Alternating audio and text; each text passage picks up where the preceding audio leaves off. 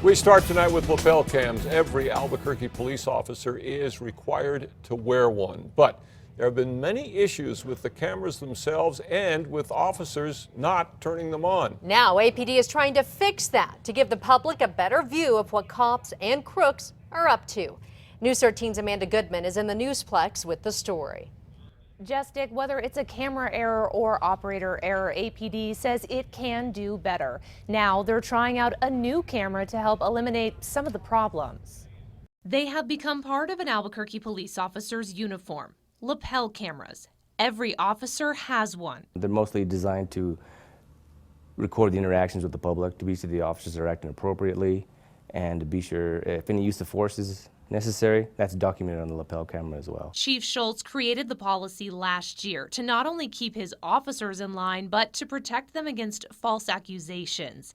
But implementing the policy hasn't been as easy as the push of a record button. We've encountered some difficulties with the cameras, mechanical difficulties, battery life of the cameras, turning them on and off, the officer knowing for sure when it's on and off has been difficult.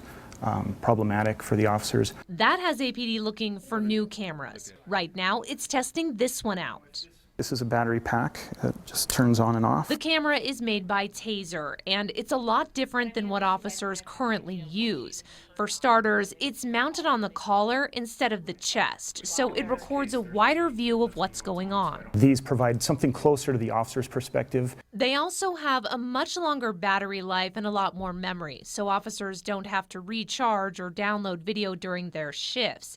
And it can also help officers out if they forget to turn it on. Basically, it's constantly recording, but every 30 seconds it starts over.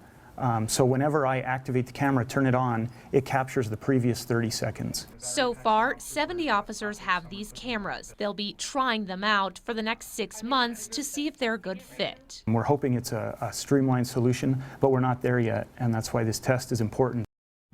APD says improving the quality of the video is a priority since a lot of defense attorneys are now asking for lapel camera video to use in court. Jess?